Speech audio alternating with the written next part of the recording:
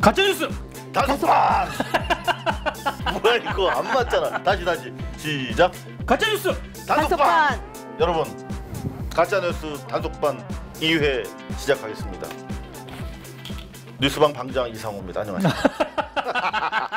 안 보여서 혼났네. 아 진짜 답답하다. 네. 빨리 가면을 벗으시죠. 어우. 여러분 언론 와치독 민동기 국장이십니다. 반갑습니다. 선글라스 언제 보셨어요? 선글라스 체질이 아니라 미디어 프로파일러 매체 정치경제학 박사 김춘호 박사 모셨습니다. 안녕하세요. 지난주 난리가 났어요. 네. 가짜뉴스 단속반. 너무 재밌다고. 아, 네. 네. 주변에서 혹시 뭐 피드백이 있었나요? 많았죠. 하나만 좀 전해주신다면. 말을 좀 많이 해라. 너 왜 나와 있는지 모르겠다. 두 번째. 진짜 좋은 친구들이 말 많이 하셨는데? 계시네. 아니요 강의도 하셨는데. 네네. 네. 또 그다음에 몸을 좀 줄여라. 네, 이건 좀. 그거 어떻게 할 수가 없습니다. 근데 주변에 제가 봤을 때는 좋은 친구들이 계십니다. 네. 인간관계 직원을 좋으시고. 하시는 것 같습니다. 혹시 우리 민동기 국장. 저는 뭐 여러 피드백이 있었는데 저희 아버님께서 아버님. 유튜브를 많이 보시거든요. 진짜로. 네. 당연히 이제 뉴스방도 보십니다. 조용히 좀 해라. 왜 이렇게 소리를 지르냐? 보다가 깜짝 놀란다. 소리 한 2번 질렀어요, 사실은. 네. 근데 혹시 뭐 아버님 뭐 섭섭하게 해드린 거 있나요, 요즘에? 없습니다. 네. 아니 이게 갑자기 보시다가 내가 갑자기 막 간장게장. 그렇지, 간장게장. 이러니까. 간장게장 날렸다니까. 지금 가짜뉴스 단속반 뜨고 나서 말이죠. 요즘에 메르스, 국민연금 등 이 사회적 이목이 쏠린 사안과 관련해서 가짜뉴스 유포행위가 심하다고 그래가지고 가짜뉴스 단속하겠다 발표를 했습니다. 저희가 지금 옷을 챙겨 입었잖아요. 저희가 단속반 민간 자격으로 전문가들 아니겠습니까? 와치도 또 언론학 박사님이시니까 저희가 단속반 좀 거들어드리겠습니다. 네, 도와드릴게요. 민관이 또 합동으로. 네. 자, 뭐 인터넷에도 댓글들이 화려합니다. 몇 개만 좀 소개를 해드릴까요?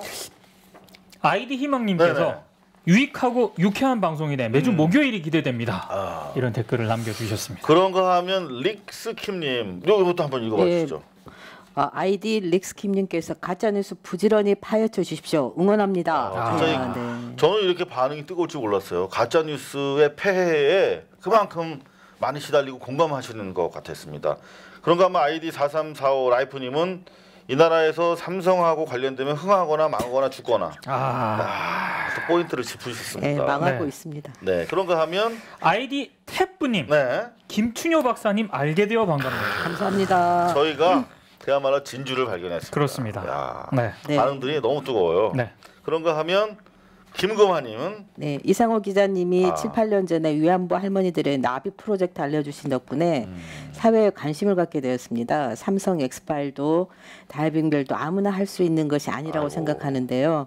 힘내시고 정직하고 바른 뉴스방 응원합니다. 감사합니다, 김금훈님. 진짜 요 말씀을 해주시니까 기억이 나는데 7년 전이에요. 그 위안부 할머님들이 해외 회의를 가시고 또 소녀상을 짓는데 경비가 필요해가지고 정대협에서 펀딩을 해야 되는데 언론사가 하나도 안 붙는 거야. 그래가지고 어쩔 수 없이 저희 완전히 코딱지만한데 고발뉴스가 후원사를 했어요. 그래가지고 저희가 돈을 만들 수가 없으니까 티셔츠를 우리가 손수 디자인해가지고 팔아서 그 자금으로 비행기표를 마련했던 기억이 나네요. 네네.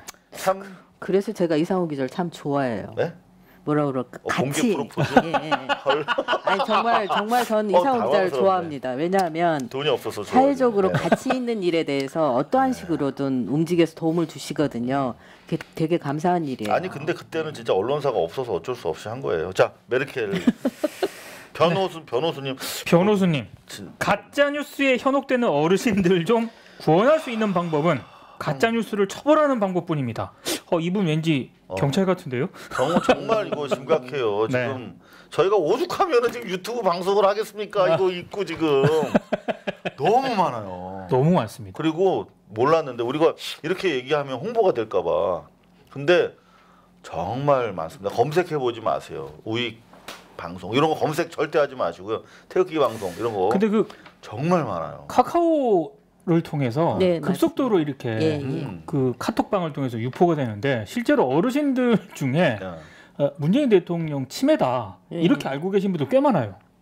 그런 게 계속 돌아다녀요. 말도 안 되는 얘기인데도 그거를 믿으세요. 그렇죠. 그게 참 문제인 것 같아요. 지금 이 가짜뉴스 단속한다는데 기본적으로 법이 좀 필요하지 않나요? 메르켈 같은 경우에는 그 SNS 플랫폼에다가 그야말로 징벌적으로 배상하도록 벌금을 매기는 그런 시스템을 지금 운영하고 있잖아요. 프랑스도 지금 법을 추진 중이라는데 법으로 가야 되는데 이건 분명히 야당이 동의하지 않을 것이고. 방법이 없을까요? 저를 쳐다보시는데 저는 박사님이시니까. 전 법으로 하는 거에 대해서는 근본적으로 반대하는 편입니다. 하지만 일단 한번 조사를 해보고 트렌드를 볼 필요가 있는데요.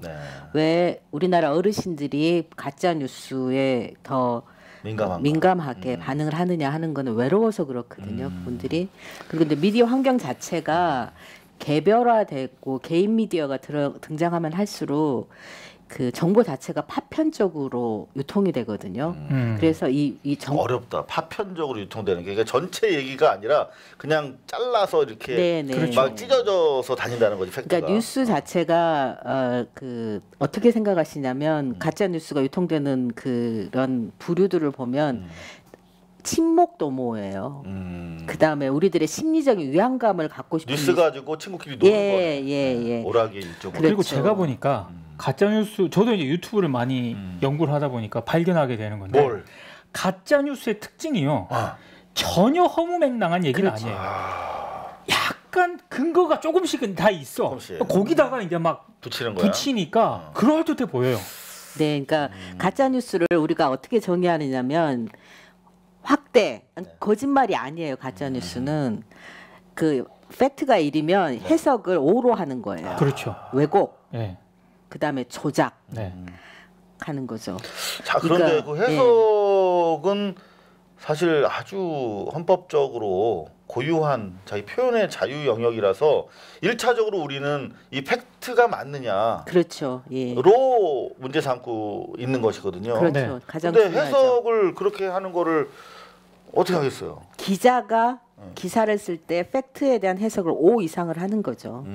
그것이 그것이 다 채널로 유통이 되는 거예요. 그러니까 기사 자체가 가짜 뉴스를 만드는 거죠. 근데 방금 기자라고 말씀하셨는데 기자 아닌 사람들이 정보를 유통하고 방송을 하고 그리고 사실 유튜브 공간이라는 것들이 기자 아닌 사람들이 자기가 신문이라든가 원소스를 인용해서 뉴스 방송을 사실상 하는 거란 말이에요. 뉴스의 왜 어떤 그 경계가 무너진 상태인데 거기서 기자 안 기자 이런 나누는 게 의미가 있을까요?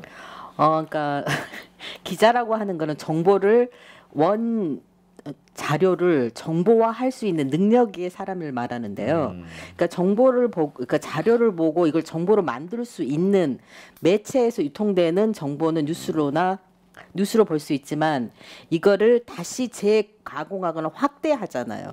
기존의 유튜브나 이런 데에 하시는 분들은 그럴 경우는 유언비어가 끼어들어서 확대되고 과장될 소지가 많이 있는 거죠. 근데 지금 우리가 이 원소스 매체에서 기자들이 쓰는 기사를 위주로 해서 저희가 가짜 뉴스를 단속을 하고 있는데 그것만큼 또 중요한 게 그걸 2차 가공해서 뉴스처럼 또는 자기 주관을 확 붙여가지고 유통시키는 것도 문제인데 여하튼 이 두 가지 문제에 대해서 저희가 장기적으로 좀 고민해봐야 될 것 같아요. 요즘은 거기에 출처를 알 수 없는 텍스트 이게 돌아다니고요.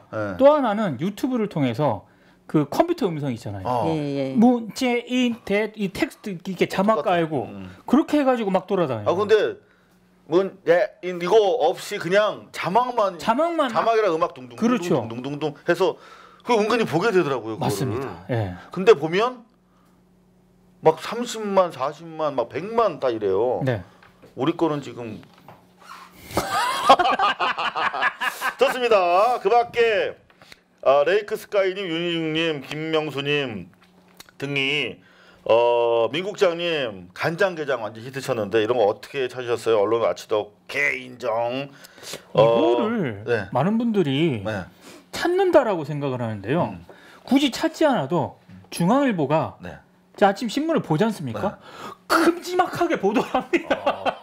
못 찾으면 바보네. 못 찾으면 바보예요. 그렇구나. 네. 그런가 하면 윤희중님 시사 프로그램들 고구마였는데 뉴스방 사이다네요. 뭐 이런 말씀도 감사하고요. 속풀이 방송 인정합니다. 지금 상황에 꼭 필요한 가짜뉴스 단속반 감사합니다. 이렇게 보내주셨는데 저희가 여러분들 기대 헛되지 않도록 열심히 뛰어다니도록 하겠습니다. 그럼 본격적으로 저희가 준비한 게 있습니다. 첫 번째 가짜 뉴스 두구두구두구두구 뭡니까? 1위 뉴스방 휴지통 네? 2주 연속 네.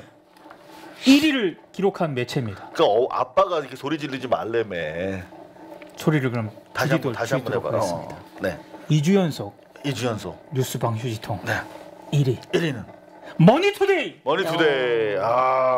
머니투데이 MT 써주면 안 되는구나. 안 됩니까? 네. 머니투데이 아직 제목이 뭡니까? 어떤 기사입니까? 제목이 역시 지난주에 이어서 같은 기업 기사를 다루고 있는데요. 삼성이네 그럼. 이런. 제목 삼성전자 이산화탄소 누출 사고 고인 유족의 진심 애도. 9월 12일자 기사. 삼성전자에서 그냥 나온 보도 자료네요. 그렇습니다. 기사가 아니라? 그러니까 뭐 애도를 했다는 건데요. 네. 뭐 이거를 보도 자체는 문제가 아닌데 네. 그 보도 시점 다른 언론들이 막 보도하는 그 시점상 또 시점으로 또 적발을 하셨네. 왜냐면 이건 굉장히 문제입니다. 특히 근데 삼성전자에서 이런 보도 자료를 내면 네. 이렇게 쓸 수는 있는 거 아니에요, 인용해서? 근데 이제 기흥 그 사업장에서 이산화탄소 누출 사고가 발생을 했잖아요. 네. 그때 당시 한 명이 사망을 했고 두 명의 노동자가 지금 중태였죠. 네. 근데 한 명, 중태인 그 한 명이 추가 사망자가 발생을 한 겁니다. 그래서 거의 상당수 언론이 추가 사망자 발생 이렇게 보도를 했습니다. 근데 사실은 그 추가 사망자가 발생을 했을 때 그 삼성이 은폐를 하려고 했다는 의혹도 동시에 제기가 됐거든요. 그랬죠. 예. 근데 그 은폐 의혹을 주목한 언론은 거의 없습니다. 저도 챙겨봤는데 JTBC나 SBS 아이고 지금 제보 전화가 계속 오고 있네요. 잠시 한번 받아볼까요? 누구 전화일까요? 제 건 아닙니다. 제 건 아닙니다. 제 전화일 것 같습니다. 그런가요? 박사님 한번 받아보시겠습니까? 제보 전화 아닐 텐데요. 그래도 지금 방송 중에 계속 울리니까 차라리 시원하게 한번 까봅시다. 끊어졌습니다. 아쉽네요. 네. 전화 다시 오면 또 통화 연결해 보도록 하겠습니다. 자, 기흥 공장의 참사 사실 이렇게 웃으면서 얘기할 사안은 그렇죠. 아닌데 참 웃으면서 말씀하셔서 저희 야단을 잠깐 쳤습니다. 죄송합니다. 네네, 저도 사과하겠습니다. 네. 전화 때문에. 자, 그런데 이게 9월 12일이면은 추가 사망자가 발생해서 그렇죠. 이제 더 애도 분위기가 유지가 되고 있는 상황이고 더구나 삼성이 119가 환경부 통해서 간접적으로 쿠션 받아가지고 알고 어떤 상황이냐 우리 가야 되냐 막 이렇게 전화를 했는데 아니야 해서 은폐했다는 보도가 SBS랑 JTBC만 나왔더라고요. 그것도 그렇죠. 로컬 넘어가기 전에 네. 40분대로. 네. 근데 어찌 됐든 그게 굉장히 심각한 문제지 않습니까? 아니 일단 삼성전자가 네. 환경부 산하로 그 첫 신고를 했다는 것도 이해가 안 가고요. 그렇죠. 그래서 그 환경부에서 그 삼성에다 다시 전화를 하잖아요. 뭐냐 대체 상황 종료 안 와도 된다. 그러니까 처음에는 환경부가 전화를 했을 때는 그랬다는 거 아닙니까? 얘기를 안 했대요. 전화를 끊었다는 거 아닙니까? 그러니까 이제 환경부에서 무서부리 집단이네. 답답하니까 경기도 재난안전본부에다 전화를 합니다. 야 이런 신고가 왔는데 뭐 아냐? 그러니까 나도 몰라. 우리도. 경기도 재난본부가 모르는 거예요. 그래서 경기도 재난본부가 다시 삼성에다 전화를 합니다. 상황 종료됐다. 이렇게 얘기를 한 거예요. 그 다시 20분쯤 있다 다시 전화를 해요. 삼성 그 구조 하여튼 그쪽 부서에다가 아니 그러면 지금 그 어떤 상황이냐 이렇게 얘기를 하는데 그것도 다르게 얘기를 하죠. 당시 한 명이 사망을 했고 두 명이 중태였는데 두 명 의식 회복했고 한 명 뭐 좀 병원으로 뭐 이렇게 얘기를 합니다. 한 명 사망한 사실도 얘기 안 했다는 거 아니에요? 그렇습니다. 예. 그러니까 이제 경기도 재난본부에서는 이미 대처를 할 수 있는 시간이 그만큼 멀어진 거 아니에요. 네. 그러니까 이게 완전히 삼성 쪽에서는 처음부터 119에 신고를 안 한 것도 그렇고 늑장 대응을 한 것도 그렇고 뭐 환경부라든가 경기도 재난안전본부에서 사태 파악을 위해서 전화를 했을 때도 계속 모르세.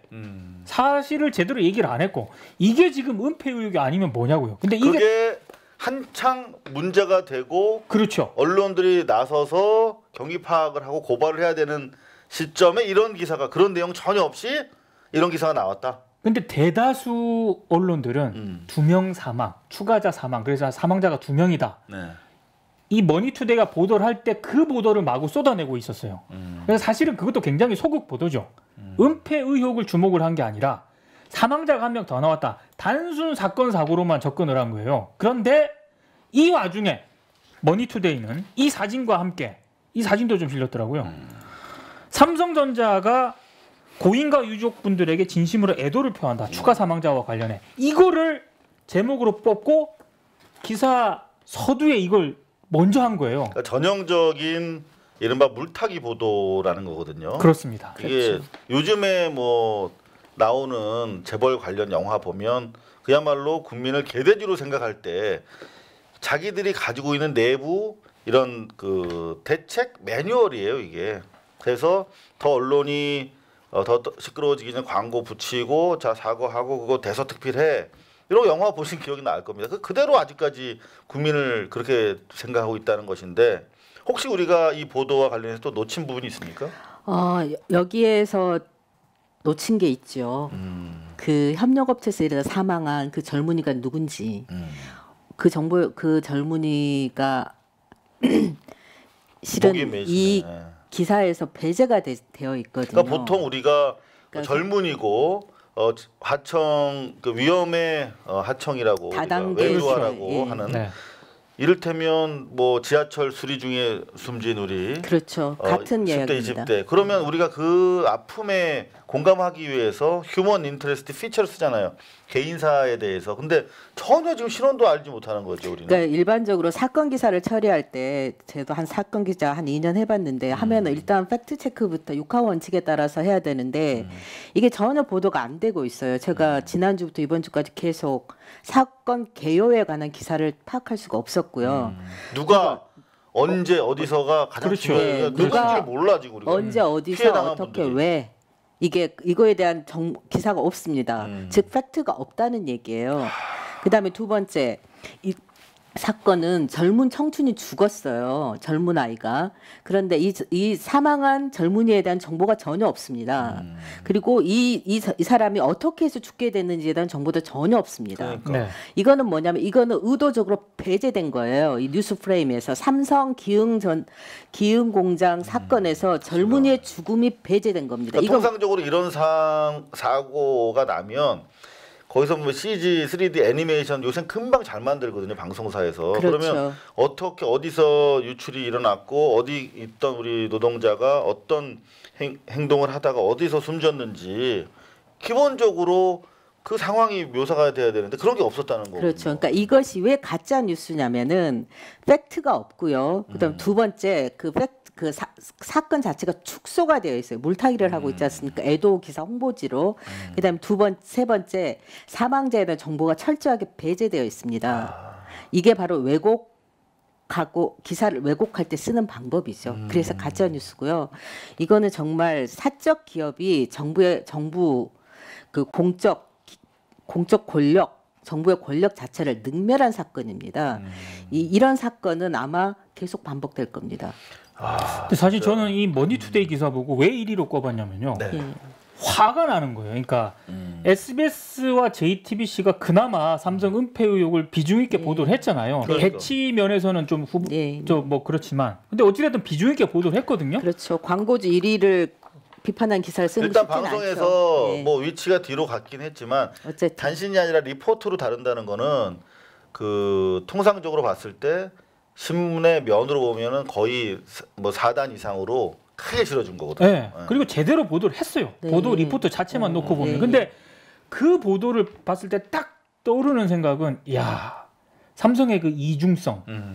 아니 사고 났을 때도 고개 숙였잖아요. 네. 그럼 고개를 숙였으면은 적어도 늑장 대응이라든가 은폐 의혹에 대해서는 사실대로 얘기를 해야 될 거 아닙니까? 그러니까 이게 사과를 위한 고개 숙임이 아니라 이 사진이 예. 결국은 순간을 넘기기 위한. 그렇죠. 이 모면하기 노면용이에요, 위해서 노면용. 요 사진 하나를 만들기 위해 한 사과야. 예. 이 기자 보라고. 근데 은폐용 고개 숙임이네. 저는 머니투데이 기사를 보고 왜 화가 났냐면 차마 네. 추가 사망자 발생했다라고 대다수 언론이 그렇게 보도를 했지만 그 언론들도 이렇게는 보도를 안 했어요. 왜냐하면 좀 최소한의 저는 양심이 있었다고 보는 거예요. 차라리 축소 보도는 할지언정 이렇게는 좀 못하겠다라는 최소한의 어떤 가이드라인이 있었는데 이 머니투데이는 그 가이드라인을 넘어섰어요. 지난 시간에 사실 저희가 김춘효 박사님의 존재가 소중한 게 그렇죠. 언론의 그 매체 정치 경제로 박사학위를 받으신 분이에요. 그러니까 저희는 이 뿌리를 잘 모르는데 머니투데이가 삼성 쪽에서 홍석현 씨가 참여한 가운데 창간된 매체라는 건 잘 몰랐어요. 네. 2008년까지 지분이 있었던 걸로 저는 분석할 때 기억하고 있습니다. 여러분들 경계하셔야겠습니다. 범삼성가에서 출범된 영향력 아예 출범된 이 중앙일보가 1990년대에 중앙경제신문이 있었어요. 중앙경제. 근데 이 신문이 슬그머니 없어지면서 중앙일보가 경제지가 중앙경제라고 하는 매체 자체가 없어졌거든요. 그때 합병된 거 아닌가요? 중앙일보를 합병되면서 네. 경제면을 강화했다고 했는데 그 이후에 2000년도에 생겨난 이 경제신문이 머니투데이예요.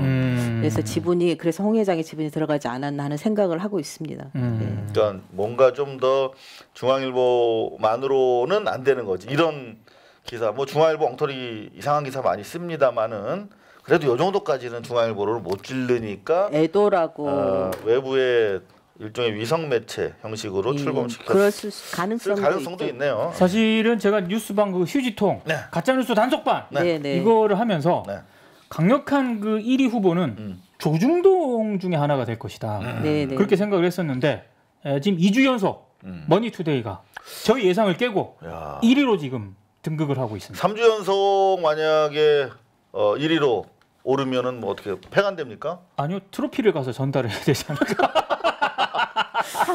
트로피를 보낼까요, 상장을? 저희는 힘이 없습니다. 그냥 열심히 취재하고 여러분들 상대로 이렇게 알리는 것 외에 저희가 무슨 일을 하겠습니까? 여러분들께서 주인이십니다. 폐간 필요하시면 여러분들 폐간도 시키시고 또 경영에 어려움이 있을 수 있죠. 이를테면 광고주에 대해서 소비 거부를 한다든가 그런 것들이 여러분들의 몫이기 때문에 여러분들의 판단에 맡기도록 하겠습니다. 이 삼성전자에서 돌아가신 이 젊은 친구들은 실은 남이 아니에요. 우리가 보는 길거리 다니는 남이 아니라 우리일 수 있어요. 나의 동생일 수도 있고 나의 조카일 수도 있고요. 그 다음에 내 옆집 사람일 수도 있어요. 그렇죠. 그렇기 때문에 이 큰 기업에서 이 인명사고가 난 거에 대해서 축소하고 이렇게 물타기 기사하는 거는 지속적으로 질타를 하셔야 되고요. 저는 삼성전자나 기흥공장 홍보실에 여러분께서 그렇게 하지 마시라고 전화를 한 통 넣어주세요. 홍보실이나 또는 그 기업에. 그리고 머니투데이도 전화를 하세요. 이 담당 기자에게. 당신은 몇 살인지 모르지만 기사를 왜 이렇게밖에 못 쓰냐. 그렇게 하지 마십시오 하고 직접적으로 우리가 행동을 해야 되는 겁니다. 네, 저는 그렇게 생각합니다. 네, 그렇군요. 참고로 뭐 여러분들 궁금해하실까봐 머니투데이 이정혁 기자네요. 네. 그렇다고요. 네. 자, 요 정도 정리를 할까요? 그러면 자, 그럼 두 번째 가짜뉴스 단속반이 단속한 2위 뭐예요? 목소리. 동아일보입니다. 동아일보. 네. 어떤 내용입니까? 드디어 걸렸습니다. 드디어 조중동. 조중동을 관심 있게 지켜보고 있는 와치독. 사실은 이 기사는 좀 애매했어요. 제목이 일단 제목부터 제가 말씀을 드리겠습니다. 동아일보 9월 11일 자 12면에 실린 기사. 제목. 큼지막하게 실렸어요. 제목은 미담인데. 험난했던 시골 판사의 첫 출근길. 미담 아니야 이거. 그렇습니다. 땡땡땡 그 뒤가 중요합니다. 완전히 시골 판사의 첫 출근. 영화 제목인데요. 그렇습니다. 땡땡땡. 시위대 밀려 넘어지기도. 땡땡땡 뒤로 가니까 이거는 조중동 기사 느낌이 나네요. 시대 밀려 넘어지기도인데 결정적으로 가서 지금 첫 출근하다가 시위대 밀려 넘어졌다면 이거는 폭력 행위 아닙니까? 그렇습니다. 예. 그러니까 일단 제목을 딱 보면 그 앞에서 분명히 그날 박보영 판사가 첫 출근하는. 네, 박보영 아름다운 분이야. 이분 대법관까지 하시고 시골 판사로 내려가는 그 아름다운 첫 출근길에 시위대에 밀려 넘어지셨네요. 민주노 그 쌍용차 해고 노동자들이 앞에서 쌍차 그 이제 박보영 전 대법관께서 쌍차 해고와 관련해서 재판 거래 의혹이 불거지지 않았습니까? 재판 거래 의혹. 이게 어떤 내용이었죠 그때? 글쎄요. 재판 거래 의혹. 쌍용차 해고 노동자가 1심과 2심에서는 이겼잖아. 무효다. 그렇지. 노동자 편을 들어줬습니다. 그런데 대법원에서 1, 2심 판결을 파기환송을 해고 해고 정당하다. 해고 정당하다. 회사 편을 들어줬군요. 주심이 박보영 대법관이었는데 이게 그때 당시 판결을 내렸을 때도 왜 저러지 이렇게 얘기를 했지 않았습니까? 그때 막 비판을 많이 받았거든요. 그런데 지금 사법농단과 관련한 이런 의혹들이 불거져 나왔는데 거기에 들어있습니다. 박근혜 정부 청와대하고 양승태 대법원이 그 여러 가지 거래한 재판 가운데 하나였던 거죠. 그러니까 쌍용차 해고자 노동자들 입장에서는 거래했느냐? 우리는 안 했다고 믿고 싶지만 입장을 밝혀달라라고 첫 출근길에 가서 요구를 했던 겁니다. 당연히 요구할 수 있죠. 예. 근데 요구를 이렇게 이 기사만 보면 우와 막 시위대 밀려넘 엄청 세게 했나 보다라고 얘기를 했는데 쌍용차 해고 노동자들은 정문 안으로 들어가지 못했어요. 그 법원 정문 안으로도 못 들어갔다는 거 아니야? 예. 근데 나는 아까 1등보다 이게 더 화가 나는데 듣다 보니까. 원래 이게 1등이었습니다. 1등 아닙니까? 네. 강력하게 항의하는 바입니다. 하지만 우리 언론의 가장 약한 고리 삼성. 계속 우리가 가짜뉴스 단속반이 밀고 가야 됩니다. 삼성. 맞아요. 삼성은 끝까지 파면 계속 밀고 가야 됩니다. 내가 좀 파봐서 아는데 그러다가 좀 다치면 많이 아파. 아니 근데 이 기사 제목만 보면 그 쌍용차 해고 노동자나 민주노총 조합원이 뭐 엄청나게 과격하게 했다는 게 기사에 나와야 되잖아요. 그렇죠. 기사에 없어요. 없어요? 이게 그럼 이제 구체적인 그 땅에 전도시킨 밀려 넘어지게 한 그런 행위를 한번 찾아보겠습니다. 요 첫 출근글은 아수라장이었다. 아수라장이었다. 자, 뭐 근데 여기입니다. 현장에서는 고성이 오갔고 박 전 대법관이 인파에 휩쓸려 넘어지기도 했다. 이게 다예요? 예.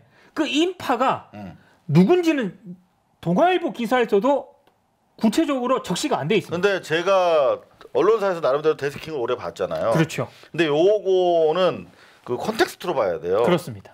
흐름으로 봐야 돼. 근데 여기 보면 앞에도 있어. 일단 봐봐.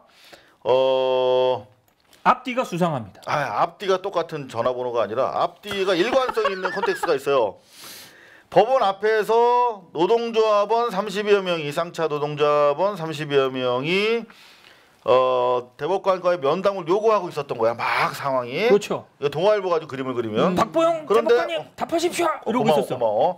현재 고성이 오갔어. 야야야야 그러고 있는데 누군지 특정은 안 됐지만 인파에 휩쓸려 넘어졌어. 그럼 앞에 그 대법관 면담 요구하는 노조원 30명 있었고 그 다음에 봐봐 넘어졌는데 그 뒤에 면담 요청이 받아들이지 않자 노조원들은 법원 민원실에서 난동을 부렸다. 난동. 어떻게 하면 난동이지? 그런데 앞에서 면담 요구하다가 넘어졌는데 난동 부렸어. 그러면 일관된 폭력적 냄새가 나잖아. 그렇죠. 그 사이에서 인파라고 그러면 당연히 노조원들을 저는 적시한다고 생각하는데 제목이 박사님은 시위대에 걸려 넘어지기도. 제목을 그렇게 뽑아놨으니까 당연히 그렇게 유도가 되는 것이죠. 그러니까 기사를 작성할 때 주어, 동사, 목적어인데 이 동사의 흐름을 보면 동사 주어와 동사가 어떻게 일치하느냐를 보면은 이 컨텍스트를 이해할 수 있는데 이거는 혼용되어 있잖아요. 근데 내가 했던 방식이 갑자기 되게 초라해 보인다. 컨텍스트 얘기는 내가 먼저 했는데 확실히 박사님이 저는 이거 갖고 증을 땄잖아요. 주어, 목적어, 주어, 동사? 동사. 완전 초라해. 그러니까 동사 죄송합니다. 아니야. 제가 잘못했어요. 그러면서 이게 의미가 이 주어가 바뀌면서 동사는 가니까 이제 그렇지. 앞에는 노조원이 뒤에도 노조원인데 중간에 인파 가 이렇게. 그렇죠. 그러면서 이제 왜곡이 되는 거죠. 그러면서 뭐냐면은 이제 그 민노총 이 사람 쌍용차 노동조합원들이 난동을 부렸다는 난동. 것처럼 난동 이게 진짜 묘사가 되는 거죠. 근데 이런 식의 묘사를 하는 거는 전형 이 역사 오래됐어요. 실은 우리나라 우리나라만 그런 게 아니고 네. 그 권력적으로 약자인 학생 운동을 하거나 아니면 1980년에 타드 기틀린이라고 하는 네? 타드 기틀린이라고 하는 지금 버클리 기틀린. 예, 기틀린. 지금 버클리 대학 교수 사회학과 교수이기도 하고 저 버클리에서 저도 가르쳤어요. 예, 가르치셨죠. 네. 버클리에서 저 한 학기 동안 언론을 가르쳤어요. 네. 예, 그 교수가 그 대학에 있습니다. 잘 지금도. 상상이 안 되긴 합니다. 진짜로 내가. 근데 그 교수가 이제 1980년에 낸 책이 뭐냐면 The Whole World is Watching이라고 하는 책인데 이게 네? 세상이 우리를 보고 있다고 그렇죠. 그러네. 이제 이게 무슨 얘기냐면 1965년도에 베트남 전쟁하고 그다음에 그 남아프리카 공화국의 인종차별 정책에 대해서 예. 반대하는 운동을 타드 기틀린이 이제 대학원 때부터 하고 있었어요. 네. 그런데 이제 그 사회 이걸 가지고 박사학위 논문을 쓴 거죠. 논문을 써가지고 이제 처음 나오기 시작하는데 그 권력의 약자들 학생 운동을 하거나 그러니까 SDS라고 하는 우리식으로 하면 민주주의를 바라는 학생들의 모임하는 이 SDS라고 하는 사람들이 1965년에 뉴욕 타임즈와 CBS 이브닝 뉴스 우리식으로 하면은 지금은 아닌데 옛날에 MBC 9시 뉴스 데스크 정도의 레벨이 있는 곳에서 어떻게 묘사가 되는가를 한번 분석을 한번 해봤어요. 기틀린이라는 학자가. 그랬더니 폭력적이고 그 다음에 폭력 아주 안 좋은 이미지. 그러니까 난동의 이미지. 난동. 그러니까 프레임을 약자라든가 난동 민주노총. 네, 그렇죠. 그런 뉴스 프레임을 씌우는 건데 프로세스가 있어요. 기틀린이 이렇게 하면서 뭘 하냐면은 절차가 이 학생 운동을 하는 사람들이 우리식으로 하면 학생 운동하는 사람을 어떻게 그렇죠. 한청년 어떻게 잡냐면 그들을 딱 선택을 해가지고 어떤 부분을 강조를 해요. 막 이들이 막 화염병을 던진다거나, 그렇지. 폭력 이렇게 이거 손으로 한다거나 이런 것들을 클로즈업 샵 잡고 맙샵을 잡아요. 그리고 나서 이들이 하고 있는 요구한 요구 사항이나 이들이 왜 이런 내용은 배제시켜 버려요 뉴스에서. 선택과 배제. 그다음에 그리고 나서 이거에 대해서 평가를 해버려요 미디어에서. 얘네들은 난동꾼이다. 네. 요런 평가를 하는 거거든요. 자 그러면 제가 배웠으니까 바로 적용해 볼게요. 네. 방금 상황 제가 좋은 학생이 될 가능성이 있는지. 자 스골 판사가 출근하는데 갑자기 그 노조원 30여 명이 막 고함을 지르고 막 면담 요구하고 난동 막 부려. 이런 폭력성을 이미지를 빅클로즈업이나 맙샷으로 탁 보여줘. 이미지 한번 그려보세요. 머릿속에 탁. 그리고 나서 이들이 왜 그러는지 요구사항은 생략해. 쌍용 자동차에서 부당해고를 당해서 30명이 자살하고 2016년에 전원복직 약속해놓고 아직 119명이 복직되지 않고 있는 가운데 그런 자기들을 법적으로 불리하게 만든 판결이 이 사람에 의해서 있었는데 이 사람이 양승태 보니까 거래 명단에 있어서 그러면 우리가 그 법적인 피해를 받은 것이 아닙니까? 라는 주장을 하고 있었다라고 하는 요구사항을 배제해버리죠. 그리고 나서 평가해. 뭐라고 평가? 제목으로 지휘도에 의해서 넘어졌다. 이들은 폭력 조직이다. 저는 이 동아일보 기사를 왜 2위로 뽑았느냐. 이건 제가 봤을 때 제 생각이고 추정이지만 의도성이 있습니다. 맞아요. 왜냐하면 그럼 동아일보가 보도를 한 그 시각 다른 언론들은 어떻게 보도를 했는가. 한번 볼까요? 이미 현장에 기자들이 여러 명 있었기 때문에 그렇죠. 그 상황을 누구보다도 기자들이 잘 압니다. 그러니까 박보영 판사가 왜 넘어졌는가. KBS 그날 9시 뉴스를 보면 이 과정에서 취재진과 경호 인력 간에 몸싸움이 벌어지게 됐다. 그러니까 시위대는 정문 밖에 있었고 들어오지도 못했구나. 들어올 때 기자들이 물을 거 아닙니까? 어떻게 생각하십니까? 이랬는데 그걸 이제 경호원들 간에 몸싸움이 벌어졌어요. 그 과정에서 박보영 판사가 넘어진 겁니다. KBS는 이렇게 보도를 했어요. 네네. 근데 시청률 잘 냈다 우리. 그렇습니다. 취재진과 경호 인력 간의 몸싸움이 벌어진 거네. 네. 근데 서울신문 네. 9월 11일자 보도를 보면 네. 더 직접적으로 보도를 합니다. 서울신문은 이날 오전 9시 30분쯤 땡땡 법원에 도착한 박 전 대법관은 취재진 및 경호 인력 등과 한데 엉켜 부딪히기도 했다. 여기는 아예 딱 적실합니다. 정확하게 팩트로 박았네요. 그렇습니다. 그러니까 취재진이랑 경호 인력과 엉켜 부딪혀서 넘어졌다면 이때 넘어진 거네. 그렇습니다. 그럼 동아일보가 과연 몰랐을까? 저는 그럴 가능성이 좀 낮지 않나. 그래서 기사 본문에는 차마 이런 부분은 구체적으로 적실하지 못하고 네. 제목에만 저렇게. 보통 이런 경우에 이제 시민들이 항의를 하면 기자는 나는 뭐 기사 그냥 대충 뭐 썼는데 제목은 뭐 위에서 붙여서 모른다 이런 식으로 보통 얼버무리거든요. 그 동아일보 자체는 팩트 자체를 조작했네요. 저는 좀 저 제목이 굉장히 의도성이 있다라고 생각을 하고요. 실제로 그 쌍용차 금속노조 쌍용차 지부 김득중 지부장이 이 동아일보 보도에 대해서 입장을 냈습니까? 언론중재위에 정정 보도를 요청을 했습니다. 당연하죠. 예, 이건 제가 봤을 때 이건 좀 이거는 손해배상까지 가야 됩니다. 자, 그것과 관련해서 제가 네. 이걸 찾아봤어요. 바로 이겁니다. 아까 조금 전에 권재용 재판. 네. 똑같아요. 네. 이게 그 권재용의 이른바 유명한 홀리우드 액션 설치하고 네. 뉴스 끝나고 그런 뉴스 하지 말라고 이제 후배 기자들이 항의를 했죠. 네. 그 과정에서 자기가 헛디뎌서 넘어진 거야. 네. 그런데 그 다음 날 뉴스에 노조원들이 막 이게 권재용 앵커를 막 넘어뜨린 것처럼 폭력성을 부각하는 보도가 나오죠. 그렇죠. 그래서 똑같이 김득중 우리 지부장처럼 네. 노조에서 재판을 걸었어. 네. 이건 아니다. 사실관계가 아니다. 해서 노조가 제기했던 1, 2심에서는 노조가 이겼어. 네네. 근데 대법원 가지고 또 뒤집어졌어. 대법원 가지고 뒤집어져서 똑같은 케이스예요.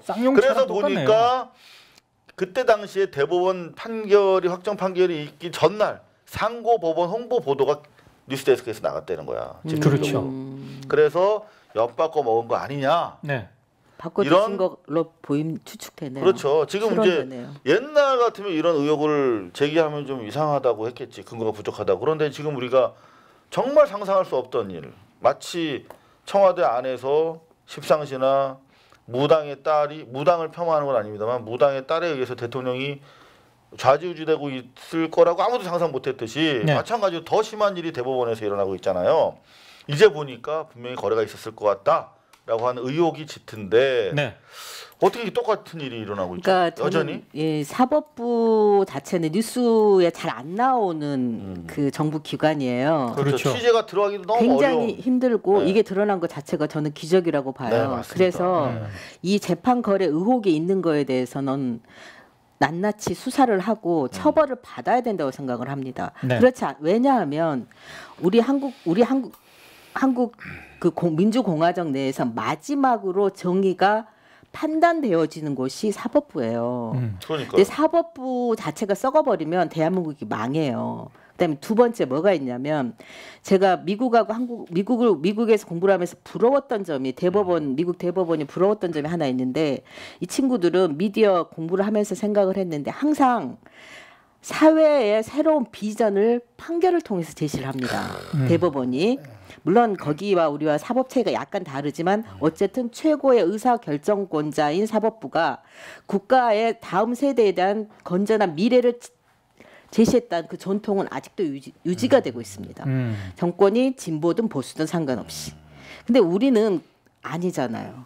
우리는 이념으로 진보다 보수다 얘기할 것도 없이 이거는 정의가 아니잖아요. 그러니까 이게 기본적으로 그래서 이 음. 부분은 반드시 처벌이 돼야 되는 거고 이 박보영 제가 이 기사를 보면서 어떤 생각을 했냐면 이 뉴스 프레임에서 박보영 판사가 희생양의 프레임으로 지금 다가오고 그 다음에 그 민노총 쌍용차 노조원들 자체가 난동꾼, 폭력자로 묘사가 폭력적 가해자로. 그렇죠. 그러면 이 그 쌍용차가 마녀 사냥을 지속적으로 당했는데 아직도 이들은 이 동아일보 기사로서는 여전히 마녀 사냥을 당하고 있는 거죠. 네. 그렇다면 이 논점으로 놓고 우리가 한번 생각을 해보자고요. 생각해보자 우리. 네. 뉴스 자체가 정보도 주지만 이미지도 주잖아요. 그러면 이미지의 대척점을 보면 박보영 판사는 우리나라 최고의 엘리트 사법부의 기득권의 하나의 아이콘처럼 하나의 A라는 측에 있고 쌍용 자동차의 노조는 B라고 하는 측에 그 지속적으로 민주노총은 폭력 집단이라고 하는 이 프레임 안에 A, B가 지금 충돌하고 있는 거죠. 게다가 시골 판사로 이미지까지 그렇죠. 좋아. 이미지까지 그러니까. 좋죠. 그렇게 그 기득권이 그렇게 자기 노포만 안 가고 고향에 가서 봉사하려고 하는데 폭력배 집단이 해고돼 가지고 쫓겨난 것들이 감히 노비가 어디서 뭐 이런 것이 있죠. 여기서 동아일보가 던지고 싶은 메시지가 무엇일까 하고 생각을 해봤는데 첫 번째는 기존의 기득권 지금 사법부가 굉장히 공경에 처해 있잖아요. 그래서 사법부 내에서 기존의 기득권을 갖고 있는 사람들에게 메시지를 보내는 거예요. 괜찮아, 우리가 너 믿어줄게. 그렇지, 우리가 보호해줄게. 우리가 있을게. 우리가 동아일보 있어. 우리 조중동 있어. 겁먹지 마. 메시지 하나. 두 번째. 옛날 총수가 얘기했던 대로 쫄지 마. 뭐 이런 거지. 그다음에 두 번째. 더 세게 판단을 내려라.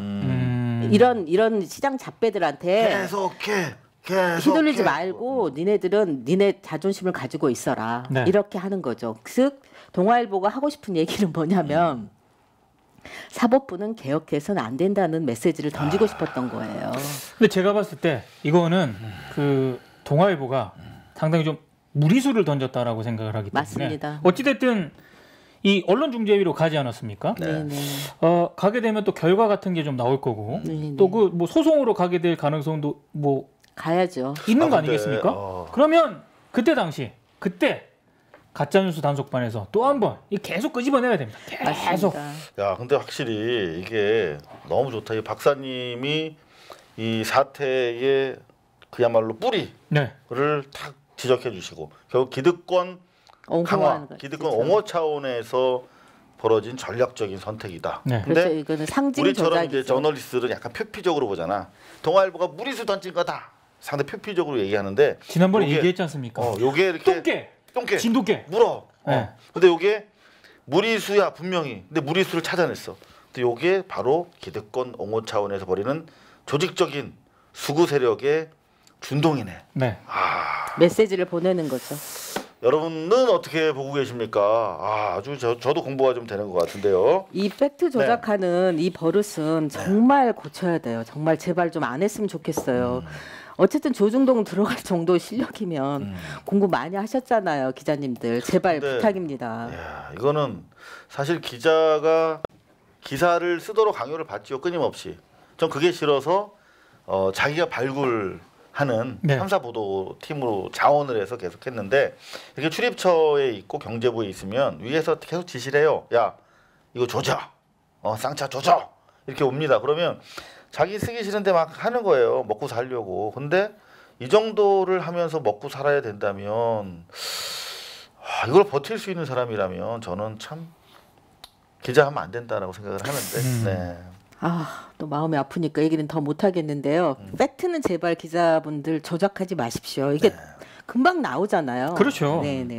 요거 2위로 여하튼 선정하셨는데 혹시 뭐 빠뜨린 얘기 있으시면 없습니다. 더 물 거 없습니까? 3위로. 왜냐면 3위는 3위로 이제 한번 갈까요 그러면? 아주 짧게. 왜냐면 길게 가기가 자, 그러면 조명 깔아드리겠습니다. 자,